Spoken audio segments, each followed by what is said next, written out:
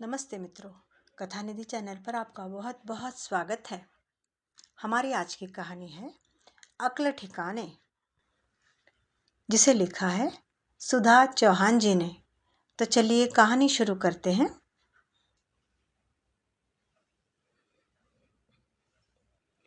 अपने पास बचा इकलौता 100 रुपये का नोट और एक थैला उठाकर श्यामलाल जी सब्जी मंडी जाने लगे तो अपनी पत्नी को आवाज़ दी, माधवी, दरवाज़ा बंद कर लेना, मैं सब्जी लेकर आ रहा हूँ। ठीक है जी, लेकिन धनिया पत्ती और हरी मिर्च लाना मत भूलना। चलते चलते श्यामलाल जी के दिमाग में कई तरह के विचार आ रहे थे। मस्तिष्क असमंजस की स्थिति में था। अरे श्याम बाबू, आइए आइए, आज बड़े दिनों बाद दर्शन दिया आपने। पहले तो आए दिन सब्जी लेने आ जाते थे, सब्जी वाले ने पूछा। हाँ दीनदयाल, पहले की बात और थी, लेकिन अब दो बूढ़ी जाने कितना सब्जियां खा लेंगे। फिर महंगाई भी तो दिन ब दिन बढ़ती जा रही है, इतना खर्चा क्यों करना। श्यामलाल जी ने जवाब में कहा, ये बात तो है बाबूजी। अच्छा बताइए, कौन कौन सी सब्जियां लेंगे? सब्जी वाले ने उत्सुकता से पूछा तो सोच विचार करते हुए श्यामलाल जी बोले, आधा किलो आलू, प्याज और आधा किलो टमाटर दे दो। थोड़ा धनिया और मिर्ची भी डाल देना। ठीक है बाबूजी, 150 रुपये हो गए। सब सब्जियों के साथ धनिया पत्ती और हरी मिर्च डालते हुए सब्जी वाला बोला।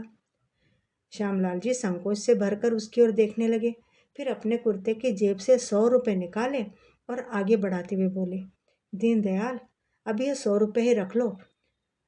पैसे तो मैं ज़्यादा लेकर आया था, लेकिन यहाँ से पहले दवाइयाँ खरीदने चला गया था।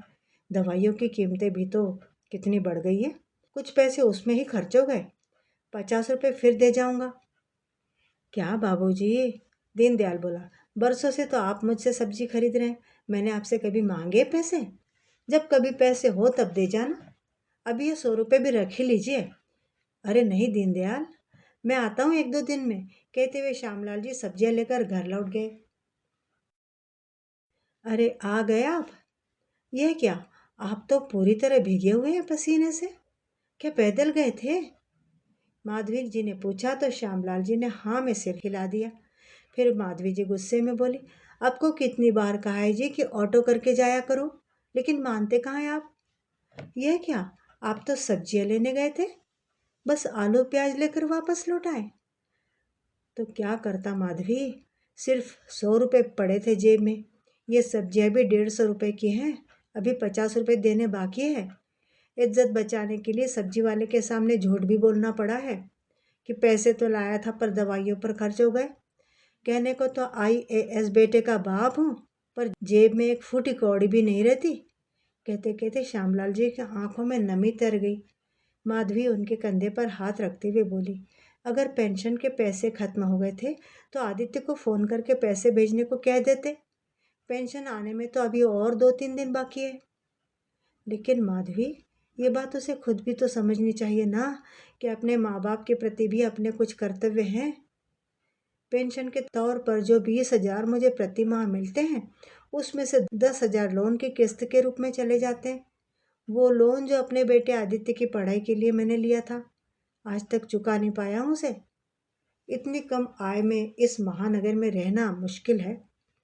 जिसका करियर बनाने के लिए हम लोगों ने अपनी इच्छाओं का गला घोट दिया, वही आज अपने माँ बाप को भुलाकर अपना अलग बंगला बनाकर ठाठ से जी रहा है। क्यों माधवी, क्या बुढ़ापे में हमें बच्चों के साथ की जरूरत नहीं थी?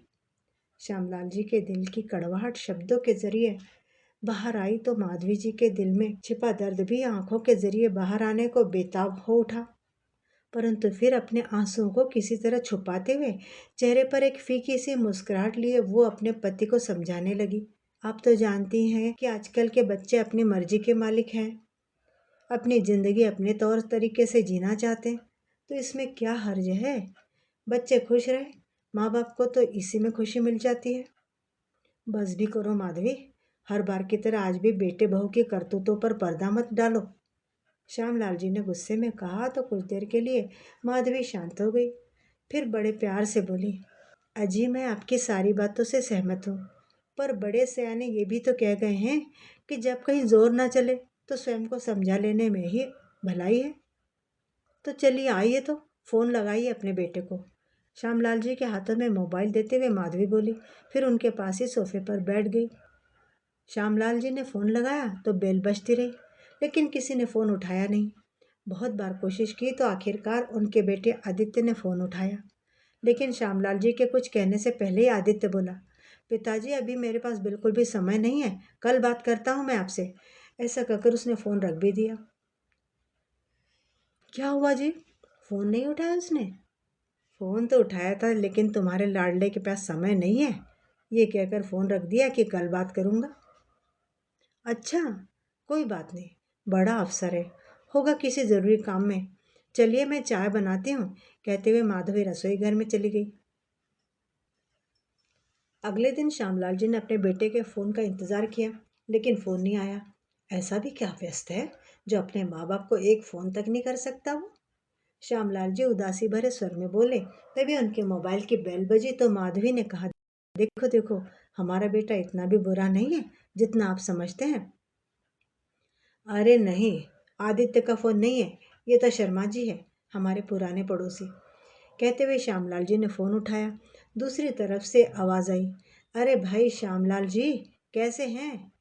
तबीयत तो ठीक है ना? हाँ हाँ, सब ठीक है, श्यामलाल जी ने कहा। अगर सब ठीक है तो कल पार्टी में क्यों नहीं आए आप दोनों? उनकी बात सुनकर श्यामलाल जी हैरानी भरे स्वर में बोले, पार्टी? कैसी पार्टी? अरे भाई, कमाल करते हो तुम भी। कल तुम्हारे बेटे बहू की मैरिज एनिवर्सरी थी, क्या शानदार पार्टी दी है उन्होंने। सुनकर श्यामलाल जी को तो जैसे काटो तो खून नहीं, उनका पूरा बदन एकदम सुन्न सा पड़ गया था।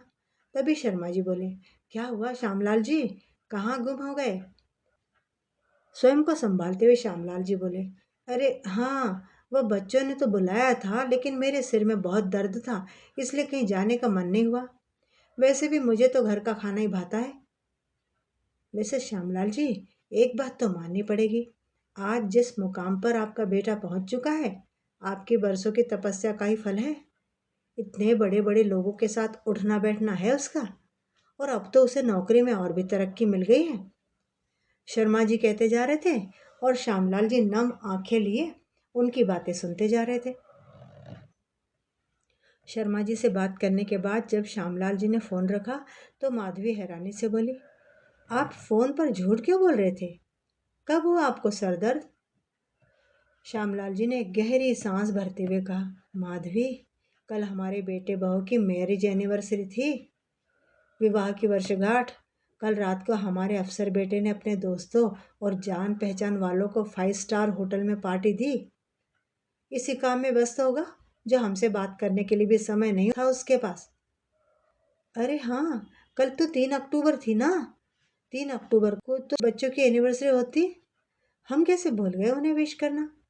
शायद इसलिए बच्चे हमसे नाराज होंगे, तभी। तुम भी हद करती हो माधवी, हमने विश नहीं किया तो क्या तभी हमें पार्टी में नहीं बुलाया उन्होंने? सच तो यह है कि उन तथाकथित हाई सोसाइटी के लोगों के बीच हमें बुलाकर हमारे बेटे बहू की शान में कमी जो आ जाती। शर्मा जी बता रहे थे, शहर के बड़े बड़े रसूखदार लोग आए हुए थे पार्टी में।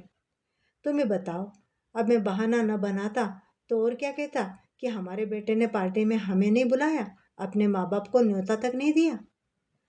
अभी श्यामलाल जी अपनी पत्नी को यह सब बातें बता ही रहे थे कि उनके मोबाइल पर नोटिफिकेशंस आने लगे। देखा तो शर्मा जी ने रात की पार्टी की कुछ तस्वीरें और वीडियो व्हाट्सएप पर भेजी थी।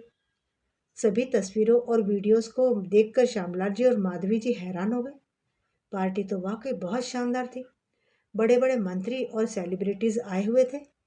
आदित्य के दोस्तों और जान पहचान के लोगों के अलावा उनकी बहू के माता पिता और अन्य रिश्तेदार भी पार्टी में मौजूद थे। सेलिब्रेशन में एक बहुत बड़ा केक रखा गया था। बहू के माता पिता केक काटते समय उन दोनों के साथ खड़े थे। यह सब देखकर श्यामलाल जी और माधवी जी स्वयं को जमीन में गड़ा हुआ महसूस कर रहे थे। अगले 2 दिन जैसे तैसे उन्होंने घर का खर्चा चलाया। तीसरे दिन हाथ में जा पेंशन आई। तब श्यामलाल जी सबसे पहले सब्जी वाले के पैसे देने चले गए, लेकिन घर जाने के लिए जैसे ही वापस मुड़े तो हर बार की तरह रास्ते में फलों की एक दुकान पर रुक गए। जैसे ही अंदर गए तो दुकानदार, जिसका नाम सोहन था, उन्हें देखती अपनी कुर्सी से उठकर उनके पैर छूने लगा। श्यामलाल जी ने उसे अपने गले से लगा लिया। आप कैसे हैं काका जी? दुकानदार ने पूछा तो श्यामलाल जी बोले, अच्छा हूँ बेटा, बहुत दिनों से तुमसे मुलाकात नहीं हुई थी, सो मिलने चला आया। तुम्हारा काम धंधा कैसा चल रहा है बेटा? काका जी आपकी मेहरबानी, ऊपर वाले की कृपा से सब कुछ अच्छा है, कहते हुए सोहन श्यामलाल जी के लिए फल डालने लगा। अरे नहीं नहीं बेटा, फलों की जरूरत नहीं है। अरे खाया पिया करो काका जी, देखिए तो कमजोर होते जा रहे हैं, कहते हुए दुकानदार ने फलों का लिफाफा भर के उनके पास रख दिया। लेकिन सोहन बेटा, जितने पैसे लाया था वो तो खर्च हो गए। क्यों शर्मिंदा करते हैं काका जी? आपके कारण ही तो मैं आज अपने पैरों पर खड़ा हूँ। मैं भूला नहीं हूँ। जिस समय कोई भी मेरी मदद करने को तैयार नहीं था तो आपने मेरी मदद की थी। 8 वर्ष पहले जब मेरे पिता का साया मेरे सर से हट चुका था और मेरी माँ बीमार थी, एक पैसा नहीं था मेरे पास उसके इलाज के लिए। माँ का इलाज करवाने के लिए मैं चोरी का रास्ता अपनाने को मजबूर हो गया था। तब आपने ना सिर्फ मेरी माँ के इलाज में मेरी मदद की थी, बल्कि मुझे कुछ और पैसे देकर ये कारोबार भी शुरू करवाया था। आपके उन एहसानों का बदला तो मैं उम्र भर नहीं चुका सकता काका जी। कुछ देर सोहन के साथ हालचाल बांटकर श्यामलाल जी अपने घर वापस लौट आए। कुछ दिन यूं ही बीत गए। एक दिन सुबह सैर करके घर लौटे तो श्यामलाल जी बोले, अरे ये क्या माधवी, अभी तक सोई हो तुम? तबीयत तो ठीक है ना? पता नहीं फिर से सीने में जलन हो रही है।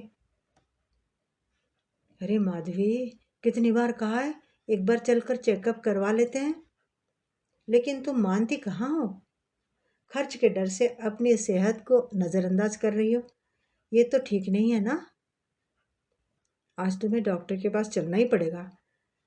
जिद करके श्यामलाल जी माधवी जी को पास में रहने वाले अपने फैमिली डॉक्टर के पास ले गए। लेकिन डॉक्टर ने चेकअप करके बताया, मामला कुछ गंभीर है, आप इन्हें किसी अच्छे अस्पताल में दिखाइए। सुनकर श्यामलाल जी चिंता में पड़ गए, ये सोचकर कि बड़े अस्पताल में खर्चा भी बड़ा होता है। डॉक्टर से चेकअप कराकर जब घर लौटे तो श्यामलाल जी ने फिर से अपने बेटे को फ़ोन मिलाया। हेलो बेटा। हाँ पिताजी, कैसे हैं आप? बहुत दिनों से कोशिश कर रहा हूँ कि थोड़ा समय निकाल कर आपसे मिलने आ सकूँ, लेकिन हर बार कोई ना कोई काम निकल आता है। तो बेटा सुनो, मैं तो ठीक हूँ, पर तेरी माँ की तबीयत ठीक नहीं है। क्यों, क्या हुआ माँ को?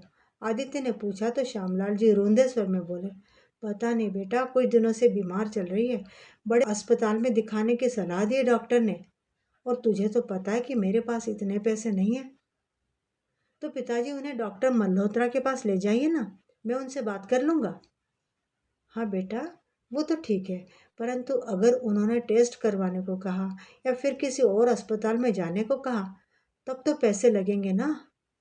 अरे पिताजी, पूरे शहर में आप कहीं से भी इलाज करवाइए, कोई भी टेस्ट करवाइए, बस मुझसे बात करवा देना। अब मैं फ़ोन रखता हूँ पिताजी, थोड़ा काम है। श्यामलाल जी फ़ोन पर हेलो हेलो करते रह गए, पर दूसरी ओर से तो फ़ोन कट चुका था। लाचार होकर वे कुर्सी पर धम्म से बैठ गए। 3 दिन बाद रविवार को आदित्य ने अपनी पत्नी मुस्कान से कहा, मुस्कान, जल्दी से तैयार हो जाओ, आज माँ पिताजी से मिलने जाना है। क्या? मैं नहीं जाने वाली उस बस्ती में, मुस्कान ने नाक भाव सिकोड़ते हुए जवाब दिया। तब आदित्य बोला, लेकिन मुस्कान, माँ की तबीयत खराब है, 3 दिन हो गए हैं, पिताजी का भी फ़ोन आया था, और मिलने जाना तो दूर, मैं तो उन्हें पैसे तक नहीं भेज पाया। तो ड्राइवर के हाथ भेज दो ना पैसे, मुझे चलने को मत कहो। लेकिन मुस्कान, माँ का हालचाल पूछने तो जाना पड़ेगा। ये तो अच्छा हुआ कि उन्होंने दोबारा फ़ोन नहीं किया, वरना मेरे पास समय कहाँ था वहाँ जाने के लिए। सुनकर मुस्कान घबराई हुई सी बोली, अरे हाँ, 2 दिन पहले पिताजी का फ़ोन आया था मेरे फ़ोन पर, मैं तो तुम्हें बताना ही भूल गई। क्या? तुम ये बात कैसे भूल सकती हो? वो दरअसल तुम उस समय वीडियो कॉन्फ्रेंस में बिजी थे, वो तुमसे बात करना चाहते थे, तो मैंने कहा मैं बाद में बात करवा दूंगी। लेकिन आदित्य, मुझे नहीं लगता कि ऐसी कोई परेशानी वाली बात होगी। आदित्य ने बिना देर किए अपने पिता को फ़ोन लगाया, लेकिन फ़ोन व्यस्त था। मैं अब भी वहां जाता हूँ, कहकर आदित्य जल्दबाजी में बाहर निकल गया। कुछ देर के बाद श्यामलाल जी के घर के बाहर एक बड़ी सी गाड़ी आकर रुकी और गाड़ी से उतरकर आदित्य घर के अंदर आया। उस समय उसके पिता अपने एक दोस्त के साथ बैठे हुए थे। अंदर आते ही आदित्य ने उन दोनों के पैर छुए, अपनी जेब से 10,000 रुपये निकालकर मेज पर रखे और पास रखे टेलीफोन की ओर देखते हुए नाराजगी जताते हुए बोला, क्या पिताजी, मैंने आपको कितनी बार फोन किया लेकिन आपका फोन ही नहीं लगा। ये देखो, आपके रिसीवर ही ठीक से नहीं रखा आपने। अच्छा बेटा, और मैं तुम्हें 2 दिनों से फ़ोन कर रहा हूँ, उसका क्या? अरे पिताजी, क्या बताऊँ, मैं कितना व्यस्त था। जिस समय आपका फ़ोन आया मैं उस समय सीएम के साथ वीडियो कॉल पर था, लेकिन आपने दोबारा फ़ोन क्यों नहीं किया?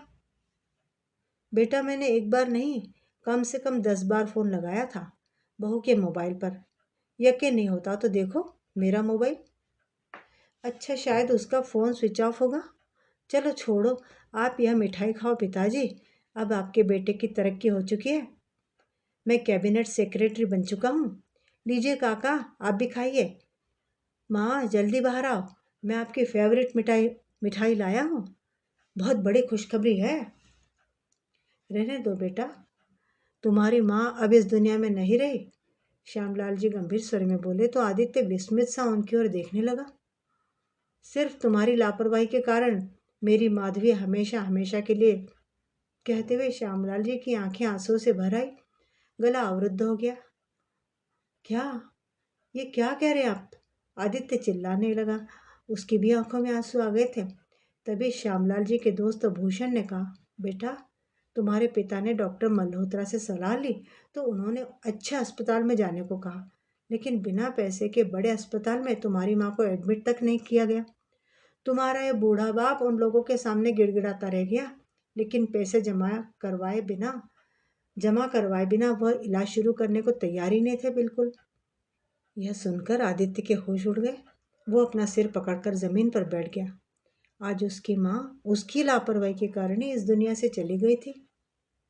वह कांपते स्वर में बोला, और माँ का अंतिम संस्कार? अंतिम संस्कार भी परसों ही हो चुका है। आदित्य रोते हुए बोला, आपने मुझे बताया तक नहीं, ऐसा क्यों किया? आपने ऐसा क्यों किया?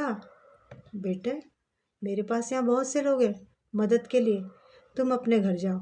जरूरत के समय पर अगर तुम यहाँ होते तो आज माधवी हमारे साथ होती। अब निकल जाओ यहाँ से, और हाँ, अपने पैसे भी ले जाओ, अब कोई ज़रूरत नहीं है मुझे इनकी। उदास भाव से आदित्य अपने घर वापस लौट आया। ऐसे कैसे कर सकते हैं पिताजी मेरे साथ? अपनी माँ के अंतिम दर्शन भी नहीं कर पाया मैं। आदित्य की इस बात पर उसकी पत्नी मुस्कान बोली, लेकिन आदित्य, पिताजी ने उनका संस्कार इतनी जल्दी क्यों कर दिया? मुस्कान, अगर तुमने फ़ोन उठाया होता तो यह नौबत ना आती।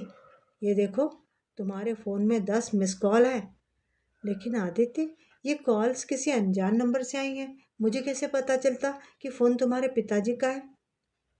2 दिन और निकल गए, तब आदित्य के पास उसके ससुर जी का फ़ोन आया। मुस्कान ने फ़ोन उठाया तो आवाज़ आई, बेटी जल्दी से टीवी ऑन करो। क्या हुआ, क्या है? सवाल मत पूछो मुस्कान, न्यूज़ चैनल लगाओ अभी। मुस्कान ने जल्दी से टीवी लगाया तो सामने खबर आ रही थी, अदालत ने आज एक ऐतिहासिक निर्णय लिया है। एक वृद्ध औरत जिसकी मृत्यु दिल का दौरा पड़ने के कारण हुई है, उसके पति ने अपने बेटे पर ही उसकी हत्या का आरोप लगाया है और कोर्ट ने भी पुलिस को एफआईआर दाखिल करने का आदेश दिया है। जानकर हैरानी होगी आप लोगों को कि जिस पर हत्या का आरोप लगा है वो और कोई नहीं बल्कि कैबिनेट सेक्रेटरी आदित्य कुमार है। इतना सुनते ही आदित्य और मुस्कान के चेहरे पर हवाइयाँ उड़ने लगी।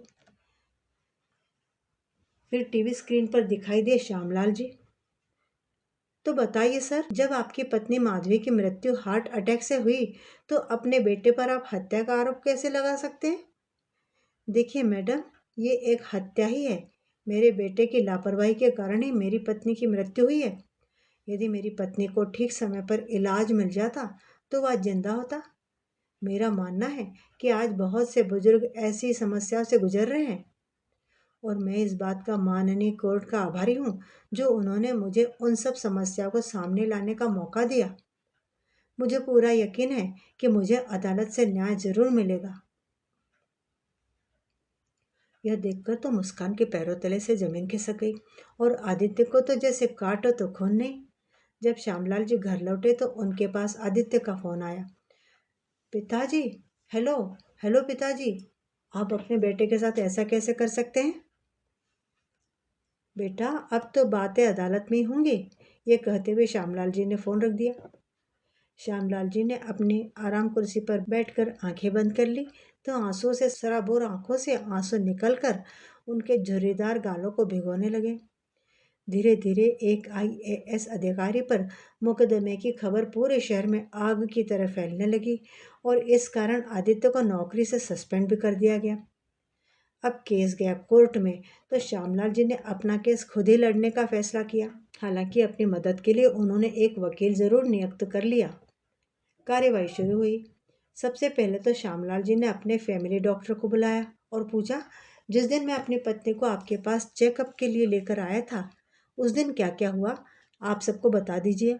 जिस दिन उन्होंने माधवी जी का चेकअप किया था, डॉक्टर बता रहे थे, तब श्यामलाल जी को उन्होंने बताया था कि उन्हें माइल्ड हार्ट अटैक आया है और उन्हें किसी अच्छे अस्पताल में दिखाने की सलाह दी थी।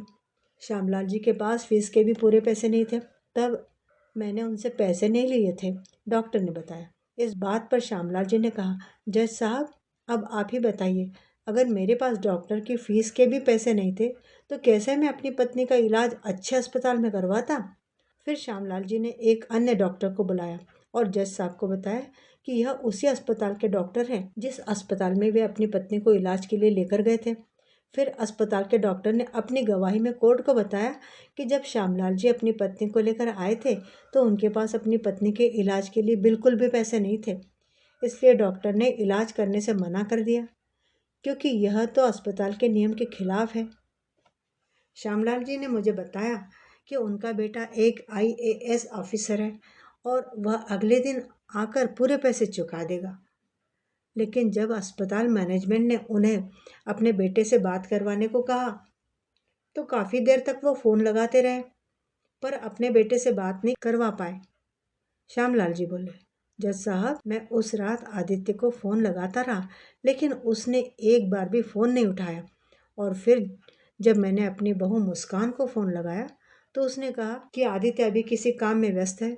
मैं उसे बताने ही लगा था कि बहुत इमरजेंसी की स्थिति है, लेकिन बिना सुने ही उसने फ़ोन काट दिया। जज साहब, पैसे के अभाव में कोई भी डॉक्टर मेरी पत्नी का इलाज करने को तैयार नहीं था। उसके बाद जब मैं अपनी पत्नी को लेकर सरकारी अस्पताल में जा रहा था उसी दौरान उसकी हालत बहुत अधिक गंभीर हो गई और रास्ते में उसने दम तोड़ दिया। इस पर आदित्य के वकील ने अपनी दलील दी और श्यामलाल जी को दोषी ठहराते हुए बोला, लेकिन आपको उसी अस्पताल में रहकर आदित्य को फिर से फ़ोन लगाना चाहिए था। कुछ समय बाद वह फ़ोन का जवाब जरूर देता। आपकी जल्दबाजी के कारण आपकी पत्नी की मृत्यु हुई है। श्यामलाल जी गुस्सा होते हुए बोले, बिल्कुल गलत। जज साहब, आप पूछिए डॉक्टर से कि मैंने कितनी देर वहाँ इंतज़ार किया, कितनी बार अपने बेटे को फ़ोन लगाया। जब कहीं से कोई मदद नहीं मिली तभी मैं अपनी पत्नी को सरकारी अस्पताल में लेकर जाने के लिए तैयार हुआ कि शायद वहाँ उसकी जान बच जाए। इससे ज़्यादा इंतज़ार करता तो केवल इतना ही फ़र्क पड़ता कि मेरी पत्नी सड़क के बजाय उसी अस्पताल में मर जाती। इन सब बातों को सुनने के बाद जज ने अगली हियरिंग की तारीख दे दी। सुनवाई खत्म होने के बाद जैसे ही श्यामलाल जी बाहर निकले तो मीडिया वाले उनका इंटरव्यू लेने को तैयार खड़े थे। एक आम आदमी होते हुए भी जिस तरह की दलीलें उन्होंने पेश की थी, बड़े बड़े वकील भी शायद ऐसा ही करते। अगली सुनवाई में जज साहब ने श्यामलाल जी से पूछा कि आखिर आप इस केस से चाहते क्या हैं। श्यामलाल जी ने कहा, जज साहब, मुझे 2.5 करोड़ रुपए की रकम चाहिए। इतनी रकम क्यों? जज साहब ने आश्चर्य में पूछा। श्यामलाल जी बोले, क्योंकि मैंने आज तक जितने भी पैसे अपने बेटे पर खर्च किए हैं वह कुल मिलाकर 2.5 करोड़ रुपए की रकम बनती है। तभी आदित्य का वकील बीच में बोला, मिस्टर श्यामलाल, आप पागल हो गए हैं क्या? आप जानते भी हैं आप कितने पैसे मांग रहे हैं?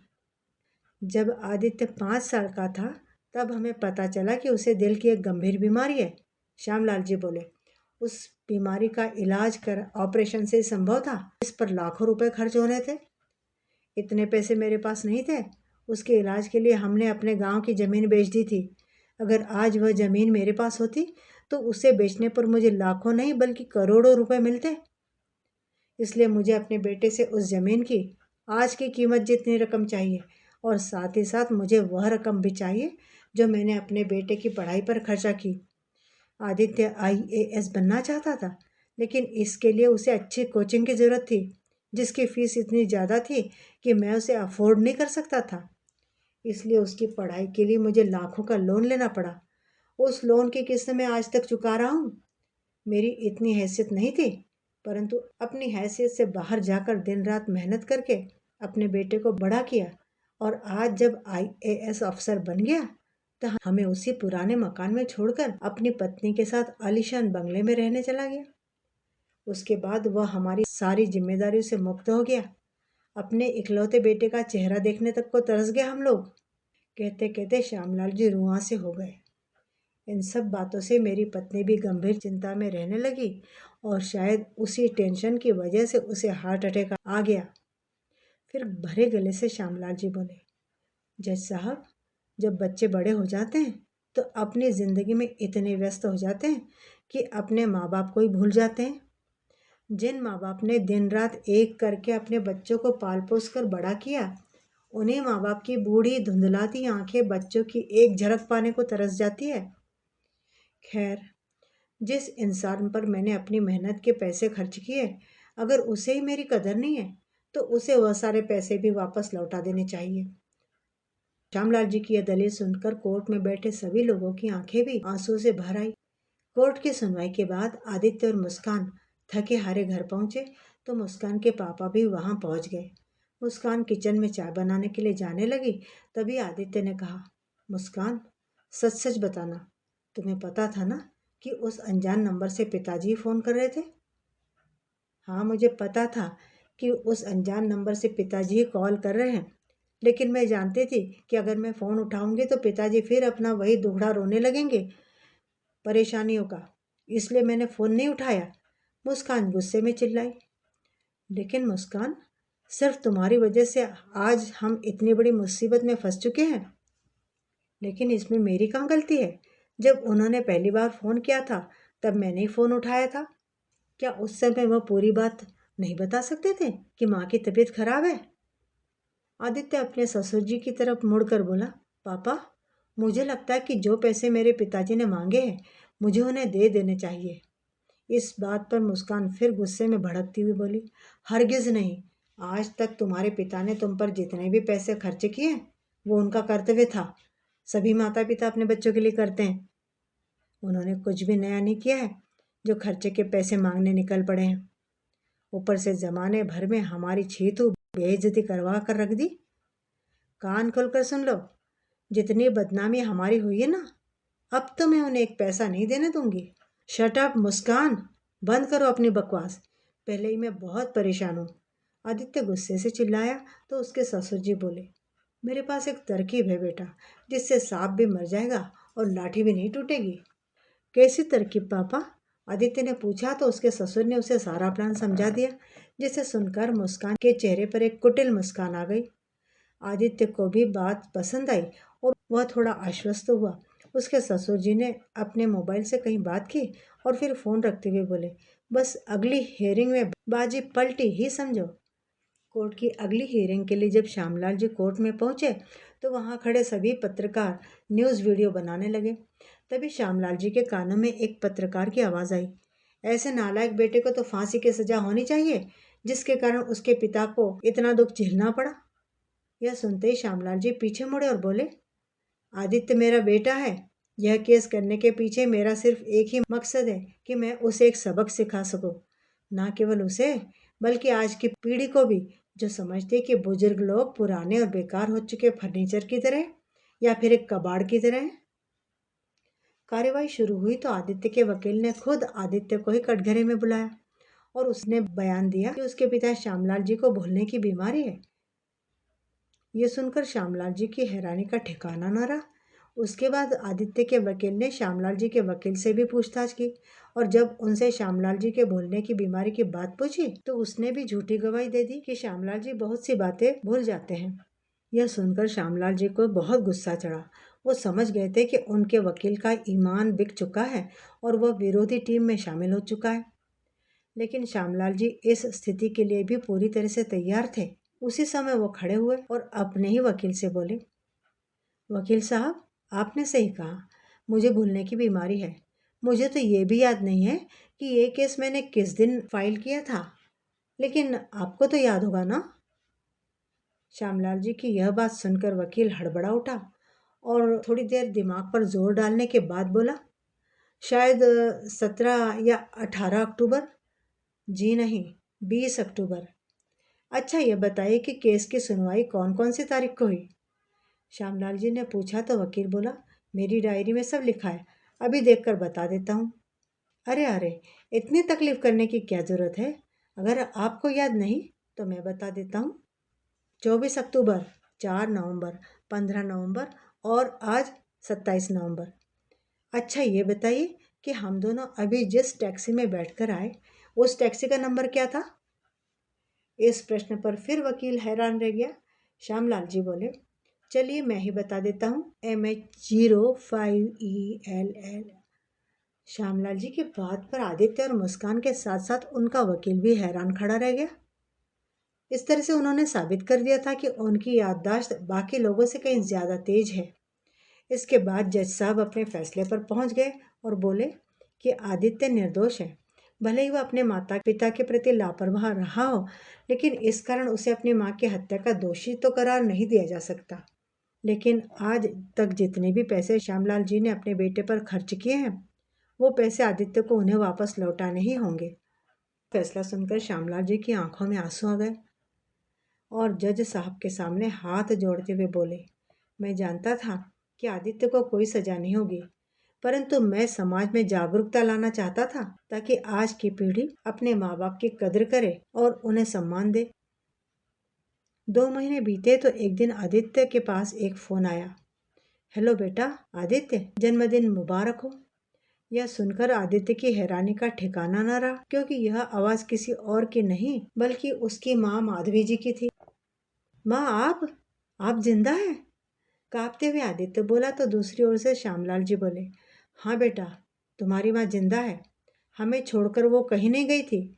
मैंने ही दुनिया वालों के सामने झूठ बोला था। ये सुनकर आदित्य की आंखों में खुशी के आंसू आ गए और सामने खड़ी मुस्कान को समझ में ही नहीं आ रहा था कि आखिर माजरा क्या है।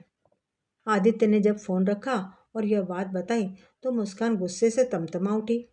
यह सब करके तुम्हारे पिताजी ने बहुत बड़ी गलती कर दी है।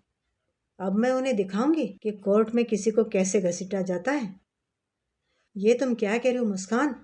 आदित्य बोला तो मुस्कान बोली, तुम्हें अंदाजा भी है उनकी वजह से हमारी कितनी बदनामी हुई है। हर सोशल मीडिया साइट पर हमें ट्रोल किया जा रहा है। कहीं बाहर निकलती हूँ तो लोग मुझे देखकर तरह तरह की बातें करते हैं। अब तो घर से बाहर निकलना भी मुश्किल हो गया है। अब तो मैं उन्हें जेल भिजवा कर ही रहूंगी। देखो मुस्कान, शांत हो जा। बिल्कुल नहीं, अब तुम देखते जाओ कि मैं क्या करती हूँ। कहते हुए मुस्कान ने अपने पापा को फोन मिलाया। अगले दिन पुलिस श्यामलाल जी को गिरफ्तार करके ले गई और केस फिर से खोला गया। जैसे पुलिस सुनवाई के लिए श्यामलाल जी को अदालत में लेकर गई तो मीडिया वाले बोले, अरे बाबा, आपने ये सब क्यों किया? दुनिया वालों को आप पर कितना विश्वास था। तब श्यामलाल जी मुस्कुराते हुए बोले, मैंने कुछ भी गलत नहीं किया है। सुनवाई के दौरान श्यामलाल जी से सारी घटना की सच्चाई पूछी गई तो बोले, जब मेरी पत्नी को एक अस्पताल में इलाज देने से मना कर दिया गया तो मैं उसे ऑटो में बिठाकर दूसरे अस्पताल ले जाने लगा। माधवी बिल्कुल बेसुध हो चुकी थी और रास्ते में ही मैंने सोहन को फ़ोन कर दिया था।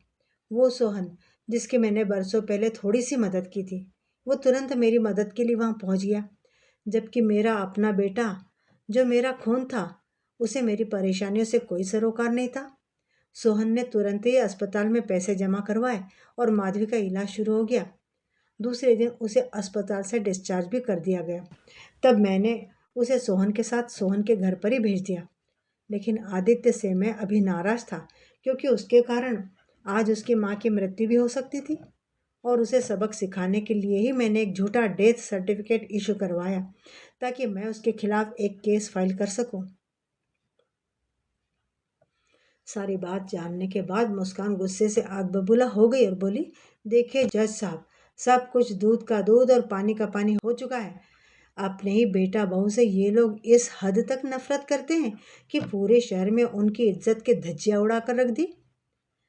आपसे गुजारिश है जज साहब कि आप इन्हें कड़ी से कड़ी सजा दें और झूठ बोलकर जो पैसे इन्होंने लिए हैं वो ब्याज समेत हमें वापस दिलवाएं। माधवी जी, जो कोर्ट में बैठी सारी बातें सुन रही थी, अब चुप न रह सकी और कटघरे में आने की इजाजत मांगकर कटघरे में पहुंची। हमारा बेटा आदित्य शादी के पूरे 5 साल बाद पैदा हुआ था। इसे पाने के लिए मैंने कितने व्रत रखे, कितनी पूजाएं, उसके बाद कहीं जाकर भगवान ने मेरी सुनी थी। जिस बच्चे को हमने इतनी मन्नतों से पाया, इतने प्यार से पाल पोस कर बड़ा किया, उसे उसके पैरों पर खड़ा किया, क्या हम लोग उससे नफरत करेंगे? हमारा बेटा अफसर बन गया, हम लोगों से अलग हो गया, फिर भी हमारा प्यार थोड़े ना उसके लिए कम हुआ। माँ की बात सुनकर आदित्य की आंखें आंसू से डबडबाई। फिर माधवी जी बोली, और जहां तक रही बहू की बात, तो आदित्य तो फिर भी 6 महीने में एक बार हमसे मिलने आ जाता था, लेकिन बहू उसके साथ कभी नहीं आई। बेसन के लड्डू, देसी घी की पिन्नियाँ, नारियल की बर्फी, ये सब बहू को बहुत पसंद था। सब बना बना कर भेजती थी मैं उसके लिए। 1 साल पहले बहू बीमार पड़ गई थी, इतनी बीमार कि उसकी जान पर बन आई थी, और उसके ससुर जी नंगे पैर चलकर त्र्यंबकेश्वर मंदिर गए थे अपनी बहू की सलामती की प्रार्थना करने के लिए, और आज ये कहते कि हम उनसे नफरत करते हैं। मुस्कान बहू, जो रुपया तुम अपने ससुर जी से मांग रही हो ना, उसमें से 1 पैसा भी अब उनके नाम पर नहीं है। यहाँ तक कि उन्होंने तो अपने बस्ती वाला मकान भी बेच दिया है। ये सुनकर मुस्कान का वकील बोला, झूठ, बिल्कुल झूठ। ऐसा हो ही नहीं सकता कि इतने सारे पैसे आपने इतनी जल्दी खर्चे कर दिए। लेकिन ये सच है, माधवी जी बोली। मेरे पति ने उन पैसों से एक बहुत बड़ा वृद्धाश्रम बनवाया है, जिसमें औलाद द्वारा दुत्कारे हुए बूढ़े लोगों के लिए सभी सुविधाएं उपलब्ध हैं, ताकि वो लोग अपने जीवन की संध्या बेला में आनंद से रह सके।